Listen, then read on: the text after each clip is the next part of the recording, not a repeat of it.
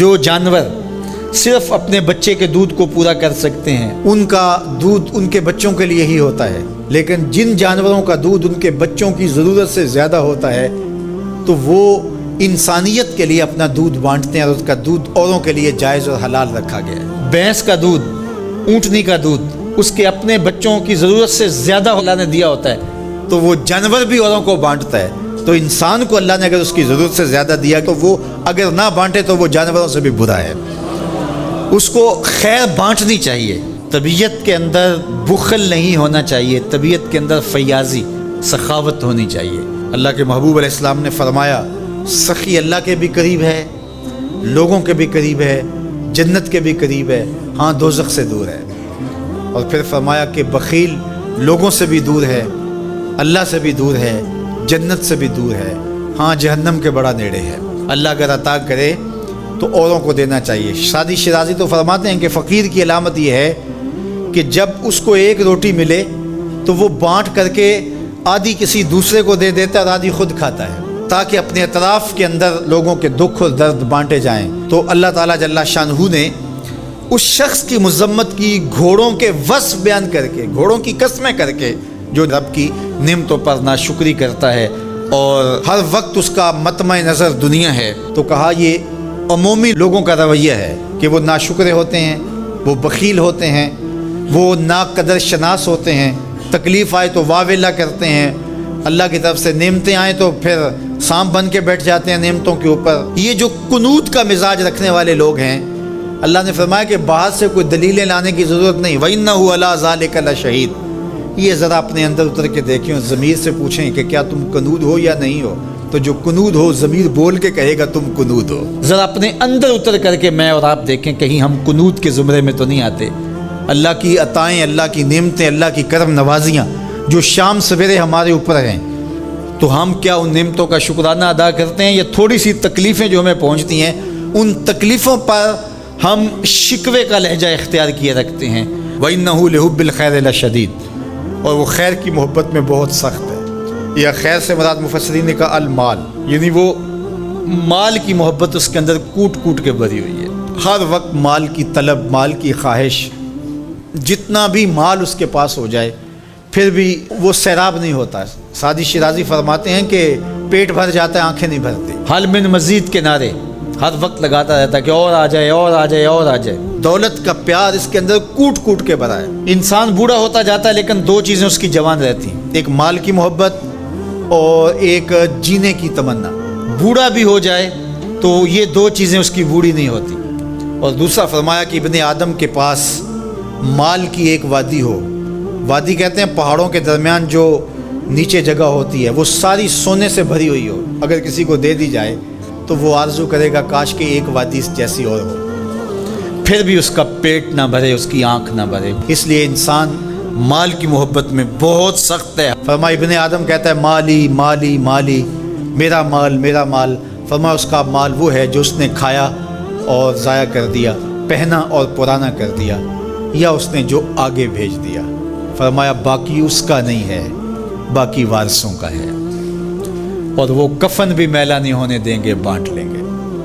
جاندی واری ڈرونا بنیو تے ہاتھ نہ لاندے ڈر دے، جنہ لئی تو پاپ کمائے اج کتھے نہیں تیرے کر دے۔ وہ میاں صاحب اپنے لہجے میں بڑی خوبصورت بات کہہ گئے، بہت خوبصورت ہے کہ بڈھا بہ کے سوچاں سوچے میں مالک ہاں کردہ، بڈھا بہ کے سوچاں سوچے میں مالک ہاں کردہ، کر دے بہ کے کرن سلاواں بڈھا کیوں نہیں مرتا۔ تو اپنی زندگی آگے بھیجو۔ حضور تشریف لائے گھر میں، سیدہ عائشہ رضی اللہ تعالیٰ عنہ موجود تھی، تو ایک بکری ذبح کی گئی تھی، تو فرمایا کچھ ہے کھانے کے لیے؟ کہا حضور سب بانٹ دیا ہے، ایک دستی باقی بچی ہے۔ حضور نے فرمایا جو بانٹ دیا ہے وہی باقی بچا ہے، جو بانٹ دیا ہے وہی باقی بچا ہے۔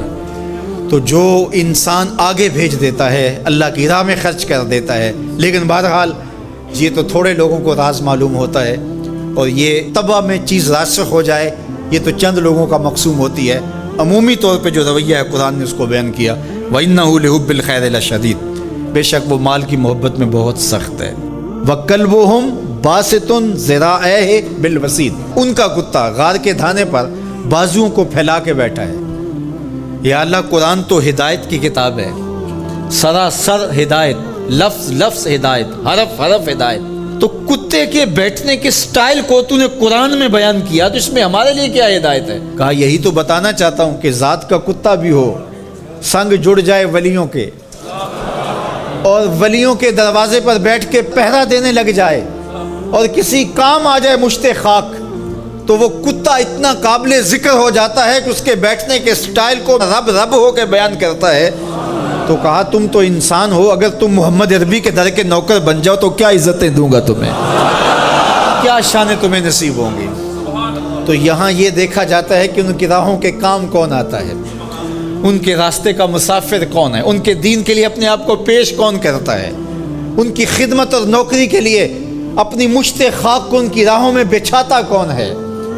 اور اگر ہم ساری زندگی اپنی خواہش سے گزار دیں اور ان کے دین کے لیے ہم نے کچھ نہ کیا ہو، تو پھر ہم دیکھیں کہ ہم کھڑے کہاں ہیں۔ اقدس تیرے پاؤں میں نہ کوئی کانٹا نہ کوئی زخم، پھر کیوں ہاتھ میں پرچم اسلام لیا تھا۔ اللہ تعالیٰ جل شانہ کی نعمتیں، اس کی کرم نوازی ہمارے اوپر پہم برسیں، لیکن ہم اس کے شکر گزار بندے نہ ہوں، نماز پڑھنا ہمارے لیے بوجھل بن جائے۔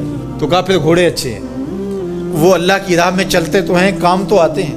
تو کہا ان الانسان لربہ لکنود، بے شک انسان اپنے رب کا ناشکرا ہے۔ اس زمین کو ارض کنود کہتے ہیں کہ جہاں کچھ نہ اگتا ہو، بنجر زمین، جہاں نہ سبزہ اگتا ہو کہ جانور چارہ کھا سکیں، نہ کوئی درخت اگتا ہو جس سے کوئی سایہ لیا جا سکے، نہ کوئی ایسا درخت اگتا ہو جس سے کوئی پھل حاصل کیا جا سکے، نہ شجرے سایہ دار دیتی ہو جو زمین، نہ شجرے پھلدار دیتی ہو جو زمین، نہ کسی جانور کے چارے کی ضرورت کو پیش کرتی ہو جو زمین، اس کو کہتے ہیں ارض کنود۔ وہ بنجر شخص جو انسانیت کے لیے نفع بخش نہیں ہے، لوگوں کے لیے خیر کا سبب نہیں ہے، انسانیت کے لیے نافع نہیں ہے اس کا وجود، تو وہ کنود ہے، وہ کسی کام کا نہیں ہے، وہ بنجر ہے۔ اللہ کہتا ہے اس بنجر انسان سے میرے محبوب کے غلاموں کے گھوڑے اچھے ہیں۔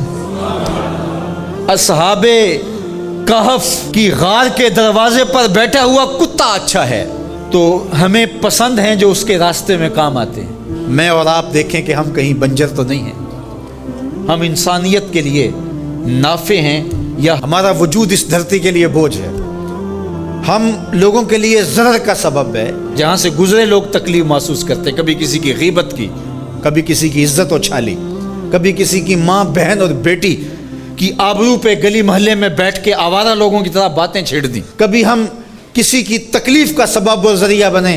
ہم یہ دیکھیں کسی کے لیے اذیت کا سبب تو نہیں ہے، بلکہ میرے حضور نے ارشاد فرمایا ایک وصیت کرتے ہوئے کہ خیر کی چابی بن جا، شر کا تالا بن جا، تیرے وجود کی وجہ سے خیر پھوٹے، جدھر سے گزرتا جائے روشنیاں پھیلتی چلی جائیں، نور بانٹتا جائے، انسانیت کے لیے نفع بخش ہو تیرا وجود، نہ یہ کہ تیرا وجود لوگوں کے لیے اذیت کا ذریعہ ہو، حتیٰ کہ تیرے لیے کسی کی زبان سے خیر کے کلمے نہ نکلیں۔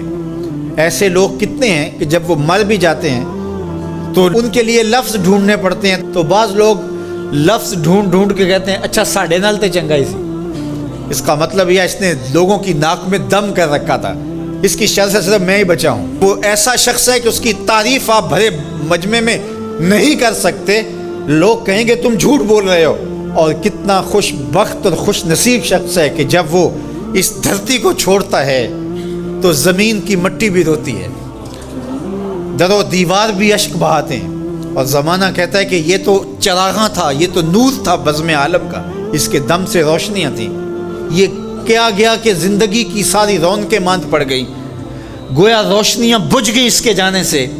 تو خیر کا سبب اور خیر کا ذریعہ بنو، نہ کہ برائی کا ذریعہ بنو۔